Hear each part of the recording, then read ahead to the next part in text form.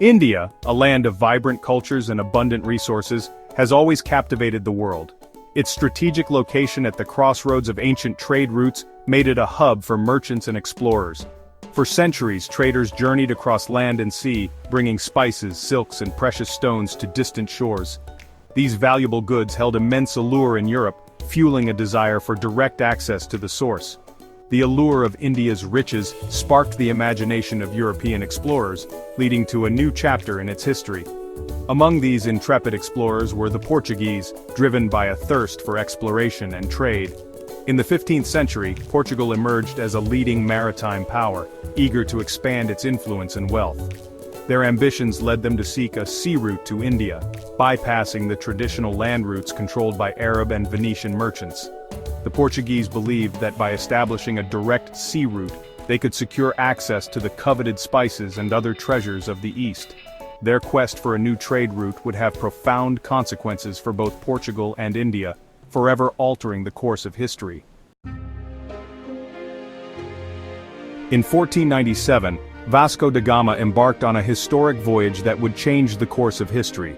Commissioned by King Manuel I of Portugal, da Gama set sail with a fleet of 4 ships, determined to find a sea route to India.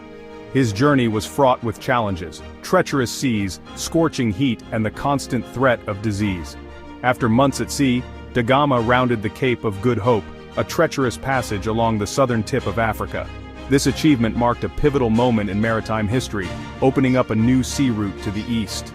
After rounding the Cape, da Gama sailed up the eastern coast of Africa, making stops at various ports along the way.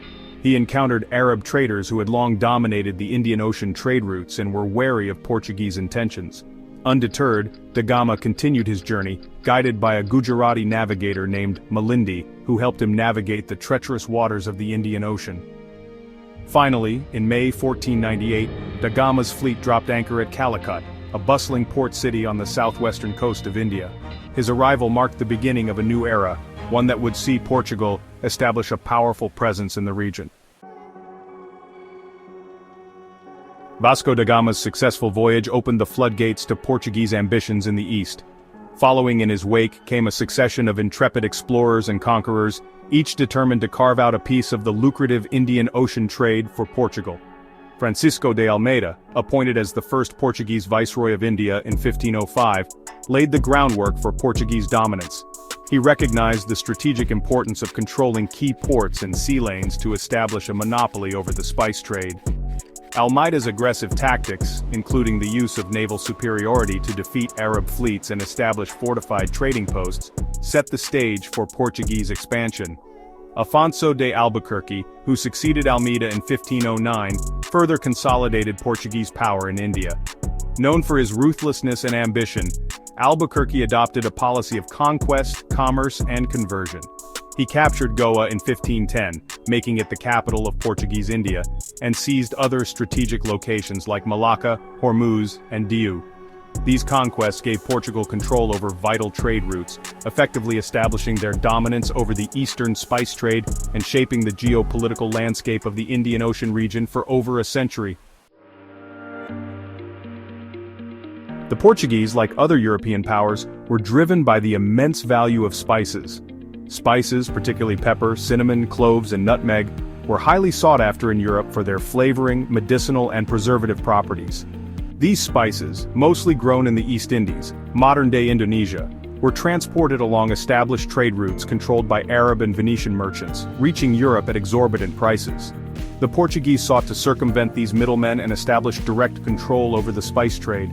By establishing a direct sea route to India and controlling key ports, the Portuguese were able to break the Arab monopoly and gain control over a significant portion of the spice trade.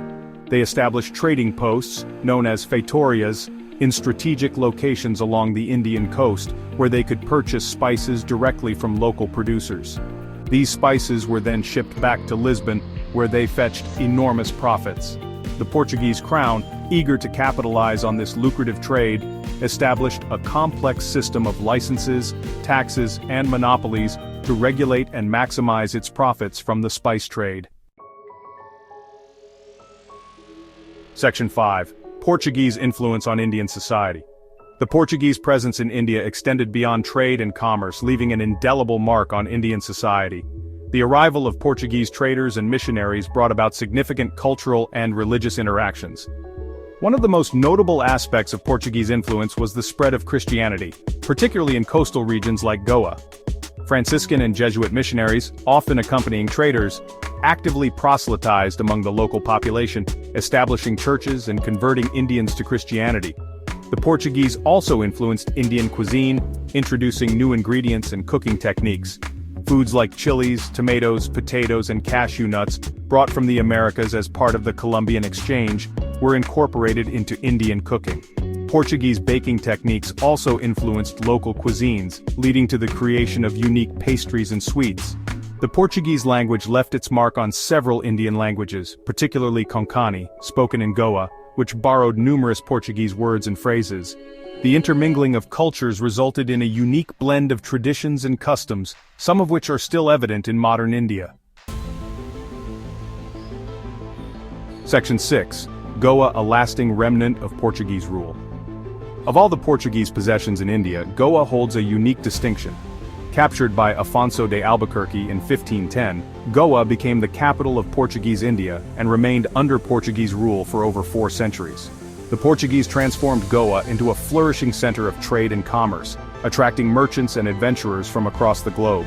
They also implemented a system of administration and justice based on Portuguese law, which left a lasting impact on Goa's legal and administrative framework. The Portuguese influence is most visible in Goa's architecture, cuisine, and culture.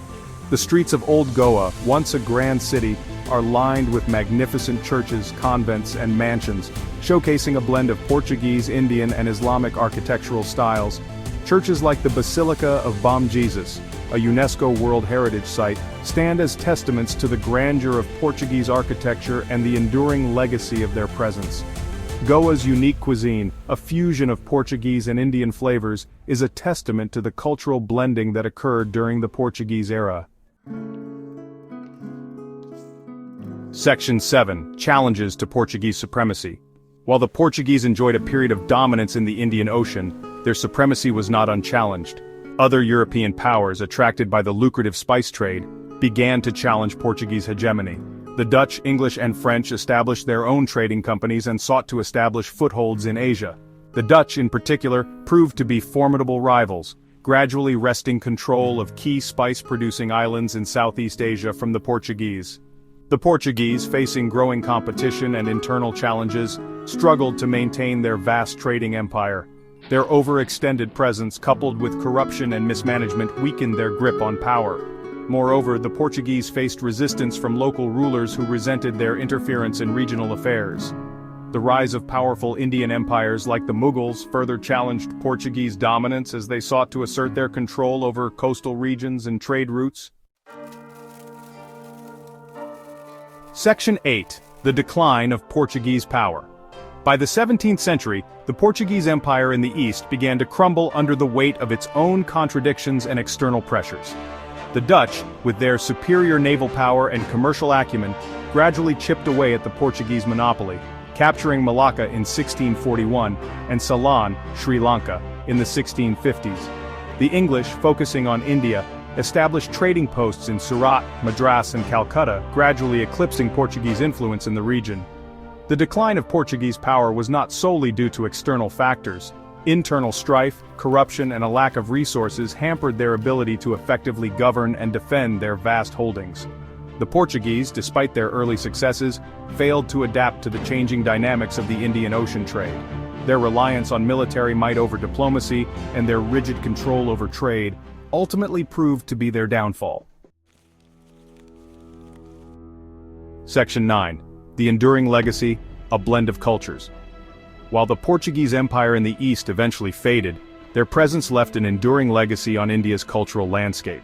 The Portuguese introduced new crops, culinary techniques, and words to India, which have been assimilated into various aspects of Indian life. The architectural marvels of Goa, a blend of Portuguese, Indian, and Islamic styles, stand as a testament to the cultural confluence of the era. Perhaps the most significant legacy of the Portuguese presence is the spirit of Luso-Indian culture, a unique blend of Portuguese and Indian traditions that thrives in Goa and other former Portuguese territories. This cultural fusion is evident in music, dance, cuisine, and language, reflecting the enduring impact of the Portuguese encounter with India. The Portuguese chapter in Indian history, though marked by both collaboration and conflict, undeniably shaped the course of events, leaving behind a rich tapestry of cultural exchange and a lasting legacy that continues to fascinate and inspire.